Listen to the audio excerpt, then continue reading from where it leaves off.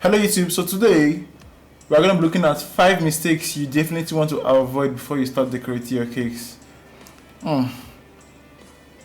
Please, you should stay to the end of this video because there's a bonus mistake at the end that you wouldn't want to miss. Don't forget to subscribe. Hello everyone, so heading straight into the video, the first thing you should have in mind is if you don't grease your pan with parchment paper or baking paper, you should not leave your cakes in the pan to cool down, because when it cools down it's a bit difficult to come out after if there's no parchment or baking paper on the pan. So but me, I have parchment paper on my pan, and I baked this cake yesterday evening, so they are totally cooled down now and they are fine, and they will come out really easily with some tabs at the back with all the papers around it. You see, nice and easy. So the first tip is gonna be, if there is no parchment paper or baking paper on your cakes, on your cake pans, you should not leave your cake to cool down totally on your pan. As soon as it's out of the oven, you just leave it to cool down for like 20 to 30 minutes. When it's almost cooled, you just quickly bring it out of the pan. That's for tip number 1. For my tip number 2, you always try and make sure there's a binding agent, or there's a binding agent in between your cake and your board. There are a couple of binding agents out there. There's you can use royal icing depending on your particular situation, but since you're on buttercream, just make sure there's a little bit of buttercream in between your cake and your board. And the right way to apply it is you take your buttercream and just pipe a little round, close to the edge and close to the middle. Just a little. You get that's okay. Then you place it at the center of your cake. By the way, guys, this is a 7 inches cake on a 10 inches board. So place it at the center of your cake. And with that, I will introduce you to tip. That's it, guys. Make sure there's a binding agent in between your cake board and your cake, so that to reduce the chances of it sliding out. You see, I can actually push it and it's not moving. You see, it's not moving. But if there's no binding agent, it's gonna slip off easily. That's tip number 2, guys. So for tip number 3, always make sure there is no dough on your cake before putting on that layer of cake. Using a serrated knife or a cake trimmer, you just gently cut out the heap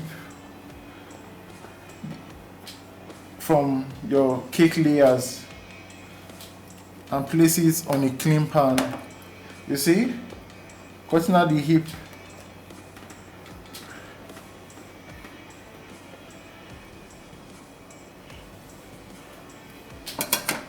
Why should you do this? There are a couple of reasons. One, so that your cake don't get sliding off when you put on that layer on top it. So it will be quite balanced. So it will be very balanced when on that layer is placed on top it.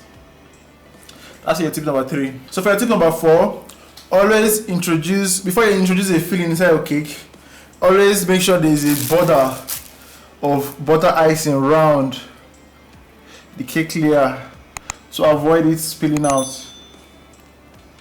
Okay, you could go twice to allow room for spreading. Always make sure there's a layer of butter icing on your cake to avoid it spilling out. This is jam, by the way, strawberry jam. Spreading it around.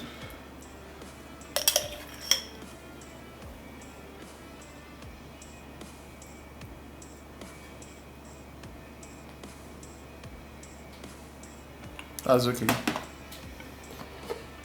Before you add your other layer of cake.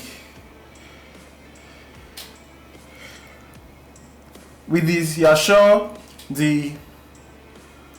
of your filling not spilling out the sides. So for your tip number 5 and your final tip, always try as much as possible to trim your cakes. There are 2 parts to trim. Try and make the top level as possible by using your serrated knife, and try and make all the bodies straight. So I'm just going to quickly show you how. Just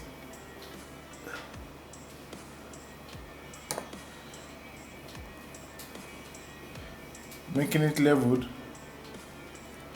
Okay.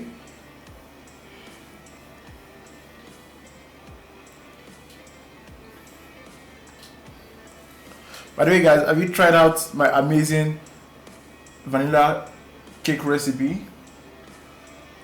I'm just going to leave a card up here for you to try. You see, it's super nice and fluffy, and the taste is spectacular. But this particular one on top is strawberry though. I'm going to be baking it soon. At the time of this video, I've not baked it yet. So let's go. So just then, remember, your knife should be straight on your cake. And go. So your tip number 5, always try and trim your cake to be as straight as possible before you ice. And for the bonus tip, always make sure you coat your cake before you ice it.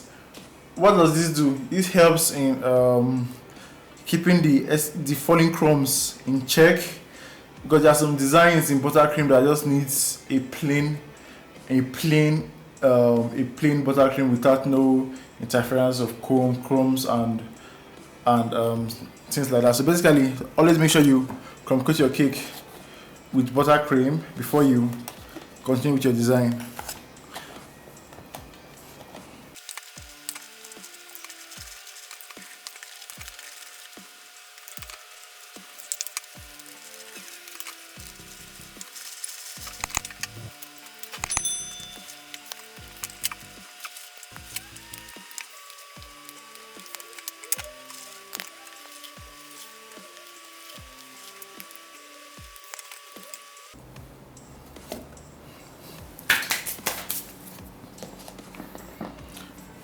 So that's it, guys. I really hope you enjoyed the video. If you've learned a lot from this video, make sure to subscribe and leave a thumbs up for me.